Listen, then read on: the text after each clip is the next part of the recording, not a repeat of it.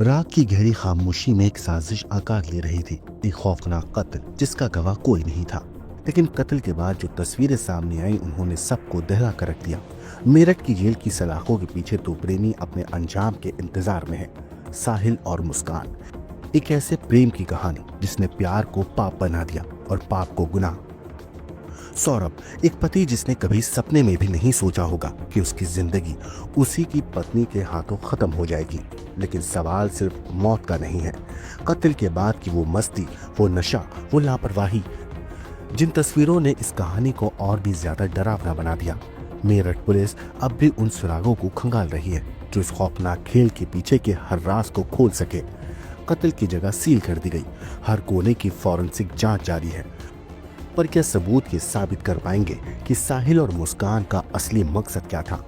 अब जब जेल में बंद इन प्रेमियों की मांगे पूरी हो रही हैं, सरकारी वकील उनकी पैरवी करने को तैयार है, तो क्या न्याय की नजरों में इनकी कहानी एक प्यार की त्रासदी बनेगी, या ये महज एक खूनी खेल था जिसकी कोई माफी नहीं? एक प्रेमी जोड़ा, एक खौफनाक कत्ल, और अब अदालत में न्याय की जंग। क्या होगा इसका अंजाम? कौन बचेगा, कौन फंसेगा? इस केस की अलग ही पर्दे खुलने वाली हैं। सावधान रहिए, क्योंकि ये कहानी जितनी दिखती है उससे कहीं ज्यादा रहस्यमयी और अलग अलग राजों से छिपी हुई है। दरअसल मेरठ के सौरभ हत्याकांड की गूंज अभी भी लोगों के जहन में ताजा थी। ये सिर्फ एक कत्ल की कहानी नहीं, बल्कि एक मोहब्बत की ऐसी दास्तान थी जिसमें प्यार से ज्यादा जुनून, वफादारी से ज्यादा धोखा और रिश्तों से ज्यादा साजिश थी। साहिल और मुस्कान, दो नाम जो अब जेल की चारदीवारी में बंद है, लेकिन उनकी हर डिमांड पूरी की जा रही है। पहले साहिल ने जेल में अपने बाल कटवाने की इच्छा जताई, जिसे प्रशासन ने मंजूर कर दिया। हालांकि जेल के नियमों के अनुसार कोई भी कैदी ज्यादा लंबे बाल नहीं रख सकता है, मगर अब दोनों ने सरकारी वकील की मांग की थी और कोर्ट ने रेखा जैन को उनकी पैरवी के लिए नियुक्त कर दिया। मेरठ जेल की दीवारों के पीछे साहिल और मुस्कान के चेहरे पर पछतावे का कोई निशान नहीं था। मुस्कान की नजरों में अब भी वही ठहराव था, जैसे सौरभ के खून से सने हाथों को धोकर वो हिमाचल के किसी ठंडे पहाड़ पर सुकून से बैठी हो। कत्ल के बाद दोनों हिमाचल गए थे, नशे में डूबे रहे, मस्ती करते रहे। अब उनकी वही तस्वीरें और वीडियो सोशल मीडिया पर वायरल हो रही थी, जहां कोई अपराध बोध नहीं, कोई डर नहीं, बस एक खतरनाक साजिश का अंजाम देने के बाद की बेखौफ हंसी थी। मेरठ पुलिस अब भी उस किराए के मकान में सुराग तलाश रही थी, जहां पर सौरभ को मौत की नींद सुलाया गया। कमरे की हर दीवार, फर्श पर बिखरे निशान, एक एक सामान को फॉरेंसिक टीम दोबारा जांच रही थी। क्या कोई और सबूत मिलेगा? क्या कोई नई परत इस खौफनाक मोहब्बत की दास्तान को और खतरनाक बना देंगी?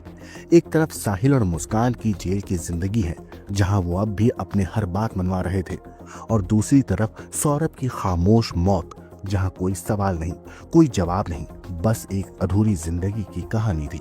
ये सिर्फ एक हत्या नहीं थी, ये रिश्तों की क्रूर सच्चाई का सबसे डरावना चेहरा था, जहां मोहब्बत का नाम लेकर कत्ल किया गया, जहां इंसान को महज एक रुकावट समझकर मिटा दिया गया। तो क्या अब ये दोनों खतरनाक इश्कबाज जेल में बैठकर अपनी बाकी ख्वाहिशों को भी पूरा इसी तरह करवाते रहेंगे? हालांकि इस मामले पर इन्हें वकील क्यों दिया गया है, इस बारे में आप विस्तार से जानिए। जिला कारागार से सौरभ हत्याकांड के मामले में जो आरोपी हैं, उन दोनों की एप्लीकेशन निःशुल्क अधिवक्ता के लिए हमारे पास जिला कारागार के माध्यम से प्राप्त हुई, और हमने जिला विधिक सेवा प्राधिकरण द्वारा श्रीमती रेखा जैन को नामित किया गया है। दोनों के लिए सर? दोनों के लिए। यही लड़की है दोनों। वो सर किस आधार पर ये तय किया जाता है, एक्सपीरियंस पे या जो भी, क्या इसकी टेक्निकल क्या करनी चाहिए? बेसिकली एलईडीसी सिस्टम में हमारे यहाँ 4 एडवोकेट है, जिनको हम निःशुल्क विधिक सहायता देने के लिए, उनमें मजिस्ट्रेट ट्रायल के लिए assistant legal aid defence counsel है और chief legal aid defence counsel Shrimati Rekha Jain है। तो चूंकि सबसे सीनियर है तो इसीलिए इनको दे दिया। सर फ्री में लेने की कोई पैसा नहीं लेंगे? ये कोई पैसा नहीं लेंगे, इनको पैसा हम सरकार की ओर से नालसा स्कीम से दिया जाता है। ये सब मुस्कान को बचाने में उसकी पूरी सहायता करेंगे? बिल्कुल भाई, जो भी कानूनी मदद होगी वो सब उनके द्वारा की जाएगी। सर एक तरफ तो पुलिस इनको सजा कराने में लगी, एक तरफ सरकारी वकील इनको सजा खत्म कराने में लगेगा, नहीं, तरफ सरकारी ये नहीं है। प्रश्न ये है कि हमारे भारतीय संविधान की व्यवस्था ये है कि कोई भी व्यक्ति इस कारण से न्याय से वंचित न हो पाए कि उसके पास विधिक सहायता नहीं थी। तो विधिक सहायता प्रदान करना अलग बात है कि केवल हो सकता है कि कोई चीज़ है वो कह पाया, उसके पास एडवोकेट नहीं है और एडवोकेट ना होने की वजह से किसी न्याय से वंचित ना हो पाए, तो ये उसका एक राइट है और संविधान द्वारा प्रदत्त राइट है बंदी का, तो इसलिए दिया चला है।